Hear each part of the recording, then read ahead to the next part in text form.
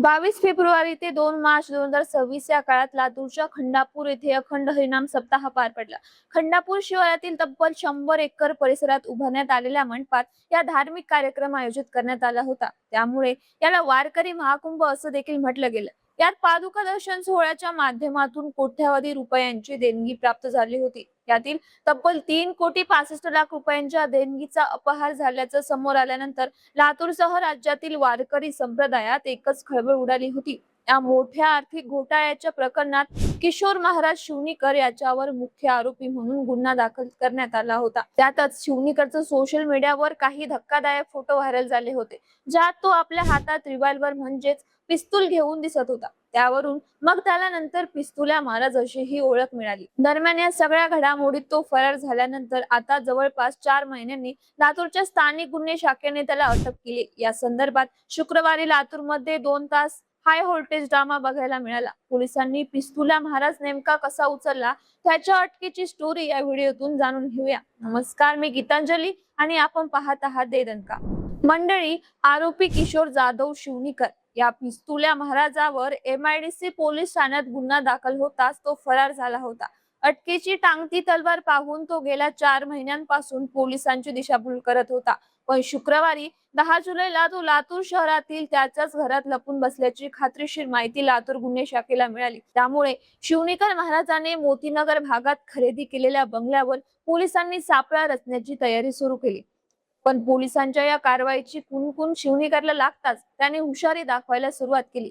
मोतीनगर परिसरातील आपल्या राहत्या बंगल्याच्या 3ऱ्या मजल्यावरील एका खोलीत त्याने स्वतःला कोंडून घेतलं. तसेच पोलिसांना संशय येऊ नये म्हणून त्याने जवळच्या व्यक्तीला त्या खोलीला बाहेरून कुलूप लावायला सांगितलं, जेणेकरून घरात कोणीच नाही असा भास निर्माण होईल आणि अटक करण्यासाठी आलेले पोलीस माघारी निघून जाते. पण यावेळी स्थानिक गुन्हे शाखेला गुप्त बातमीदाराकडून अचूक माहिती मिळाली होती. त्यामुळे शुक्रवारी दुपारी स्थानिक गुन्हे शाखेच्या पोलिसांनी मोतीनगर मधील शिवणीकर महाराजाच्या बंगल्याभोवती 4ही बाजूने वेढा घातला. काही जण बंगल्याच्या आत घुसले आणि शिवणीकरचा शोध सुरू झाला. पहिल्या 2ऱ्या मजल्यावर पोलिसांना काहीही संशयास्पद दिसून आलं नाही, पण 3ऱ्या मजल्यावरील सर्व रूमला देखील बाहेरून लॉक होते. पण पोलीस त्यांना मिळालेल्या माहितीवरती ठाम होते. त्यांनी लॉक असलं तरी त्या रूमचा दरवाजा वारंवार वाजवला, पण आतून कोणताही प्रतिसाद मिळाला नव्हता. शेवटी पोलिसांना आपल्या बळाचा वापर करावा लागला आणि रूमचं लॉक तोडण्यात आलं. तेव्हा रूम मध्ये लपून बसलेला किशोर महाराज शिवणीकर पोलिसांना दिसून आला. पोलिसांनी त्याला लागलीच ताब्यात घेतलं. या कारवाईसाठी पोलिसांना 2 तास प्रयत्न करावे लागले. अटक करण्यासाठी पिस्तुल्या महाराजाने जमेल तेवढी ऍक्टिंग केली, पण गेल्या 4 महिन्यांपासून फरार असलेला हा मुख्य आरोपी पोलिसांच्या जाळ्यात अडकलाच. दरम्यान स्थानिक गुन्हे शाखेने दुपारी अटक केल्यानंतर सायंकाळी त्याला MIDC पोलिसांच्या ताब्यात देण्यात आलं.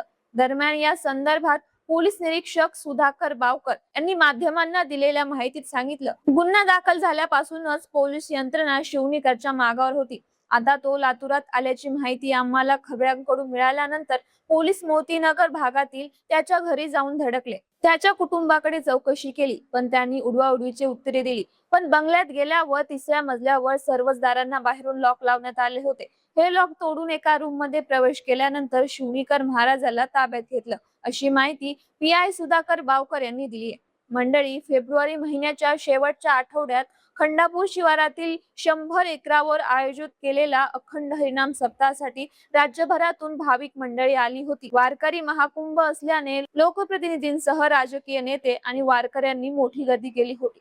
कर्नाटक, मध्य प्रदेश, तेलंगणा अशा राज्यांमधूनही लोक मोठ्या संख्येने सहभागी झाल्याचं सांगण्यात येत आहे. त्यामुळे 10 कोटींपेक्षा अधिक देणगी या ठिकाणी जमा झाली होती. हा सगळा व्यवहार किशोर जाधव शिवणीकर आणि इतर आयोजकांकडे होता. त्यांनी काल्याच्या दिवशी देणगीची काही रक्कम जाहीर केली, पण त्यानंतर मात्र पैशांचा हिशोब देण्यात आलाच नाही. त्यामुळे शिवणीकर महाराजाने देणगीच्या रकमेपैकी 3,65,00,000 अपहार केल्याचे गंभीर आरोप करण्यात आले. सप्ताहाचा सगळा हिशोब देण्यात यावा अशी मागणी संतापलेल्या वारकऱ्यांमधून आणि भाविकांमधून सातत्याने होत होती. दरम्यान या प्रकरणात भ्रष्टाचार विरोधी वारकरी संप्रदाय कृती समिती मैदानात उतरली आणि त्यांनी लातूरमध्ये आंदोलन केले. त्यानंतर मग लातूरमधील MIDC पोलीस ठाण्यात मुख्य आरोपी म्हणून किशोर महाराज शिवणीकर आणि सह आरोपी म्हणून त्यांच्या इतर साथीदारांना गुन्हा दाखल करण्यात आला होता.